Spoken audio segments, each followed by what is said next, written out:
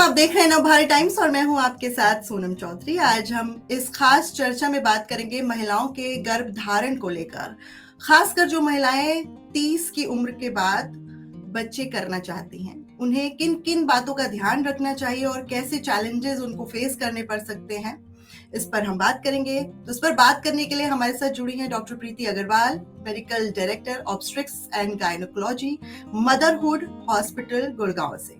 तो बिना समय गवाए हम चर्चा को आगे बढ़ाते हैं। आपका बहुत बहुत वेलकम है doctor. Thank you so much.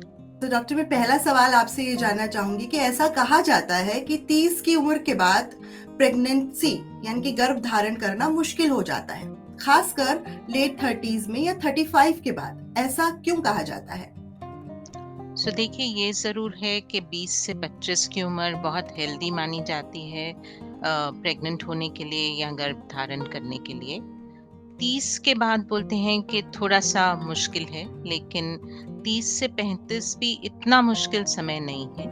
35 साल के बाद थोड़ा सा, जैसे आपने कहा, गर्भ धारण करना थोड़ा मुश्किल होता है, क्योंकि हर स्त्री के पास एक अंडेदानी होती है, 2 अंडेदानी होती हैं जिसमें बहुत सारे अंडे होते हैं, और ये अंडे जैसे जैसे हमारी उम्र बढ़ती है थोड़े से कम हो जाते हैं, और इनका हेल्दी मतलब अच्छी अवस्था में होना बहुत ज़रूरी होता है प्रेगनेंसी के लिए।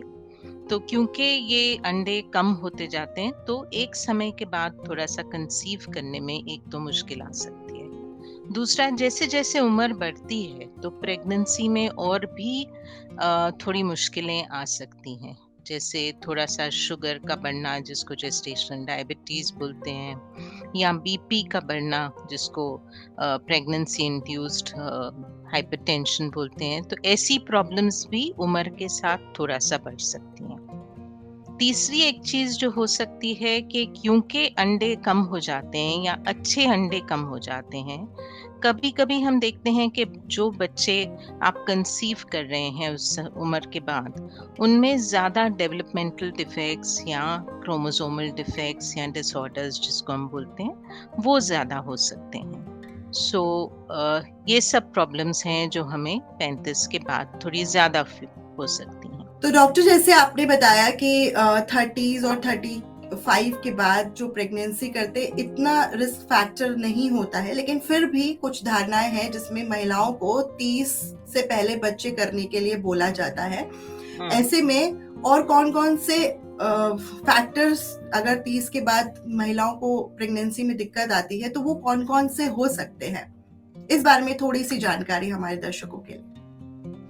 देखिए, आपका जो उम्र है बिटवीन 25 to 30, मतलब 25 से 30 साल के बीच में, वो महिलाओं के लिए कंसीव करने को बहुत अच्छा माना जाता है।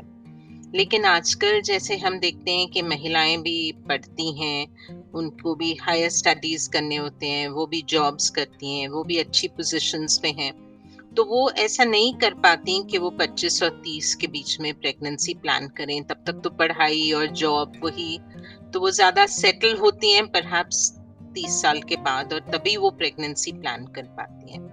जो 30 से 35 साल की उम्र है वो भी काफी हेल्दी है अगर आप प्रेगनेंसी प्लान करना चाहें, पर आपको ध्यान रखना चाहिए अपने हेल्थ फैक्टर्स का।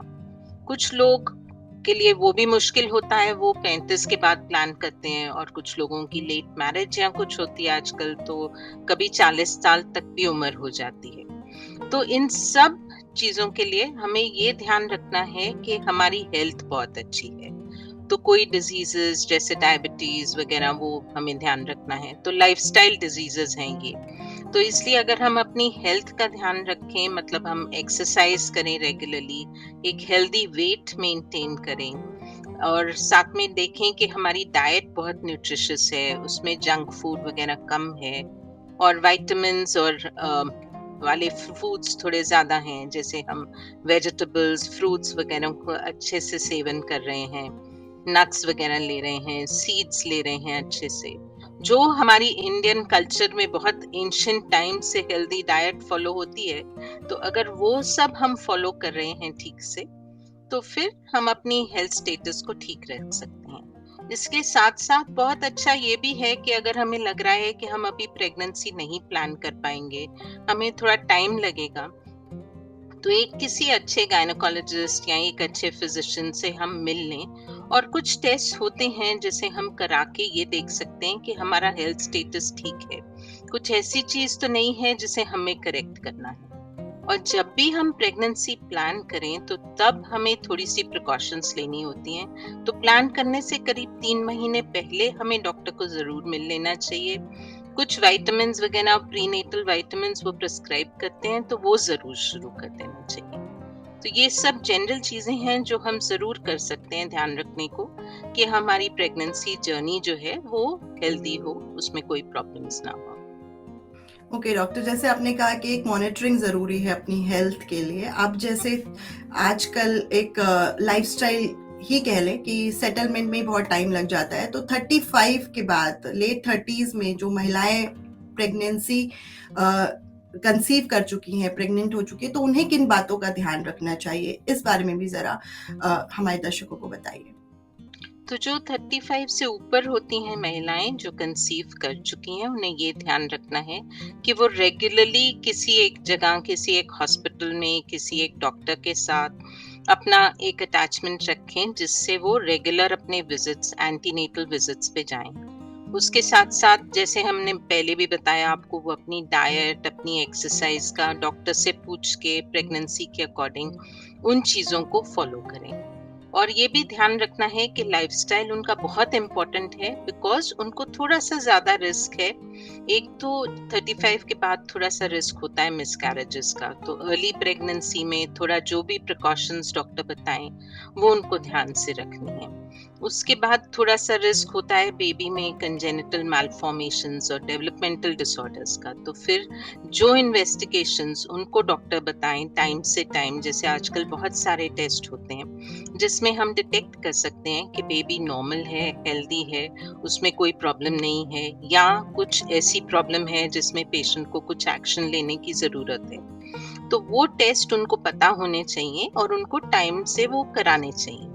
और बाद में प्रेगनेंसी में उनको अपनी एक्सरसाइज, लाइफस्टाइल, हर हॉस्पिटल में आजकल वो आपको न्यूट्रिशन के बारे में बताते हैं, जरूर एक्सरसाइज के बारे में बताते हैं। तो इन सब चीजों को हमें बहुत स्ट्रिक्टली और अच्छे से फॉलो करना चाहिए। सो इन सब चीजों से हम ध्यान रख सकते हैं कि हमारी प्रेगनेंसी में प्रॉब्लम्स ना हो।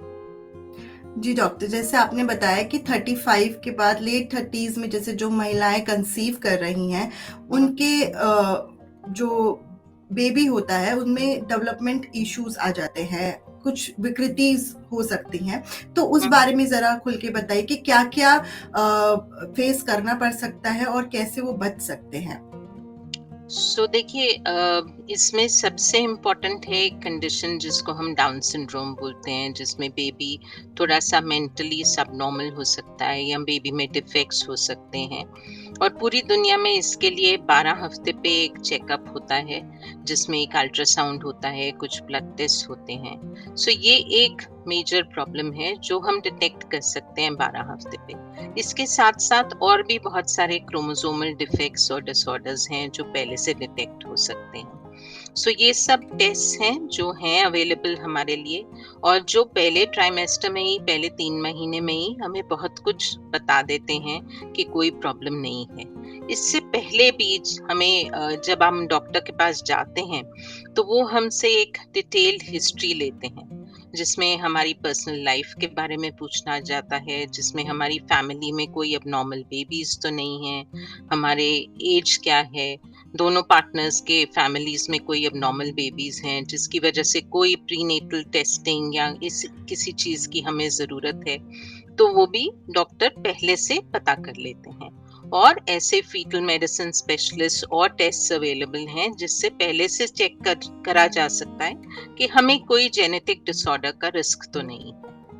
ठीक है, तो ये एक अच्छी हिस्ट्री टेकिंग है जो आपके डॉक्टर करते हैं जब आप प्लान करने के फेज में ही उनके पास जाते हैं, या फिर आप प्रेग्नेंट होके जाते हैं। तो वही मैंने आपको बताया कि किसी अच्छे अस्पताल या डॉक्टर से जुड़ के हम ये सब काम पहले से ठीक से करें, वो बहुत जरूरी है। हमारे सारे मेडिकल कॉलेजेस जो हैं, गवर्नमेंट के हॉस्पिटल्स हैं, उनमें भी ये सब फैसिलिटीज अवेलेबल हैं। सो ये जरूर हमें सिर्फ उनका मतलब उनको यूज करना चाहिए और जाना चाहिए और ये सब पता करना चाहिए। जी डॉक्टर, कई बार महिलाएं जो हैं वो सिर्फ एक प्रेगनेंसी को लेकर बहुत स्ट्रेस में आ जाती हैं, क्योंकि एक उनके ऊपर एक सोसाइटल प्रेशर भी होता है और बीइंग अ वुमेन उनको लगता है कि ये एक बहुत ज़रूरी चीज़ भी है एक फीमेल के लिए। तो ऐसे में उन महिलाओं को आप क्या कहना चाहेंगी जो अपने करियर के साथ साथ अपनी पर्सनल लाइफ को भी बैलेंस करके रखना चाहती हैं और साथ ही साथ वो आगे जो प्रेगनेंसी प्लान कर रही हैं और कई बार वो उसमें फेल भी हो चुकी हैं, तो ऐसे में उनको आप क्या एडवाइस देना चाहेंगे?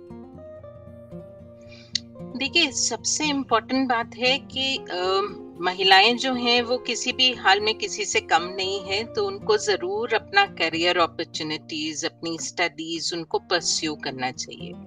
पर इसके साथ-साथ वो माँ भी बनना चाहती हैं, फैमिली भी रखना चाहती हैं, तो थोड़ा-सा वर्क लाइफ बैलेंस का ध्यान रखना बहुत ज़रूरी होता है।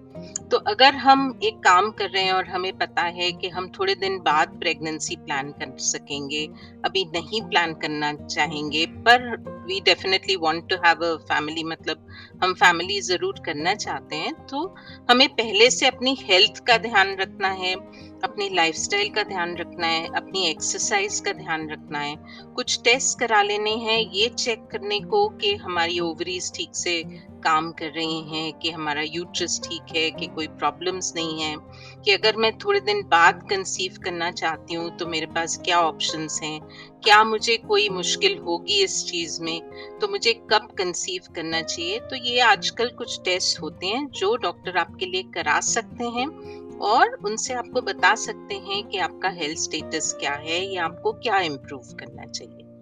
दूसरा, अगर कोई एक मिसकैरेज हो जाता है तो उसमें ये ज़रूरी नहीं है कि कोई मिसकैरेज हमें बार-बार होगा।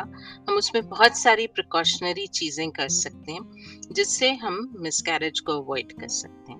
और आजकल तो हर चीज़ के लिए हमारे पास एक सॉल्यूशन है। अगर कोई 40 साल के बाद भी कंसीव करना चाहता है तो आईवीएफ वगैरह की फैसिलिटीज़ आराम से सब जगह, सब शहरों में अवेलेबल हैं।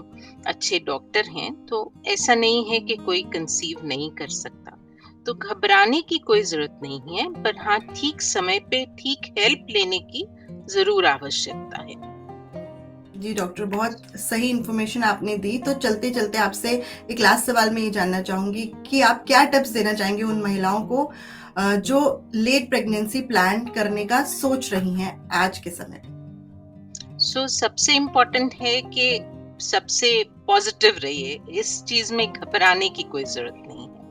ये देखिए कि क्या मैं बेटर अपने लिए कर सकती हूँ इन टर्म्स ऑफ कि मैं अपनी हेल्थ का क्या क्या ध्यान रख सकती हूँ। वो सब चीजें मुझे जरूर करनी है। मुझे एक रेगुलर एक्सरसाइज अपने स्केड्यूल में एटलीस्ट 4 से 5 दिन हफ्ते में, अगर मैं आधा घंटा वॉक भी कर सकती हूँ तो वो जरूर करना है। मुझे अपनी अल्कोहल स्मोकिंग वो नहीं करनी होती। जब आप प्रेगनेंसी प्लान करें तो हो सके तो उसको अवॉइड करिए। साथ में ज्यादा कैफीन का इंटेक नहीं करिए और जंक फूड और अनहेल्दी फूड का सेवन ना करें। जितना हो सके आप एक हेल्दी डाइट लें जरूर, और अपने पार्टनर के साथ डिस्कस करें कि हम प्रेगनेंसी प्लान करना चाहते हैं तो हमें उसको ठीक से प्लान करना चाहिए। उनकी हेल्थ भी इम्पोर्टेंट है, उनका एक्सरसाइज और डाइट भी बहुत इम्पोर्टेंट है, तो उसका भी हमें ज़रूर ध्यान रखना चाहिए कि वो हमारे साथ साथ चल रहे हैं इस प्रोसेस में। और दूसरा इम्पोर्टेंट बात है कि फिर आप एक अच्छा डॉक्टर ढूंढ के कुछ टेस्ट कराइए, पता करिए कि क्या मुझे टेस्ट कराने की जरूरत है, कि मैं चेक करूं कि मेरा हेल्थ स्टेटस ठीक है, कि मेरे हस्बैंड का हेल्थ स्टेटस ठीक है, कि हम लोग एक हेल्दी प्रेगनेंसी कैसे प्लान कर पाएंगे। और अगर कोई प्रॉब्लम्स है तो उनके लिए हमारे पास क्या सॉल्यूशंस हैं, उनको जितना जल्दी हो सके आप हैंडल करने की कोशिश करें। तो घबराने की जगह हर चीज का सॉल्यूशन अवेलेबल है, बस उसको ढूंढना है और उसको ठीक समय से करना है। ठीक है, जी। बाकी क्योंकि हम पढ़ेंगे, काम करेंगे, तो आजकल हम देखते हैं कि नहीं लोग प्रेगनेंसी प्लान कर पाते। मतलब 30 से पहले तो डेफिनेटली बहुत मुश्किल होता है, बहुत कम लोग प्रेगनेंसी प्लान कर सकते हैं। और ये भी है कि जब आप 30 के बाद प्लान करते हैं तो कुछ उसकी फायदे भी हैं। मतलब आई थिंक आप थोड़ा फाइनेंशियली ज्यादा स्टेबल होते हैं, आप इमोशनली ज्यादा स्टेबल होते हैं, आपको बहुत अच्छी, मतलब और चीजों की नॉलेज ज्यादा होती है कि उसको कैसे हैंडल करें।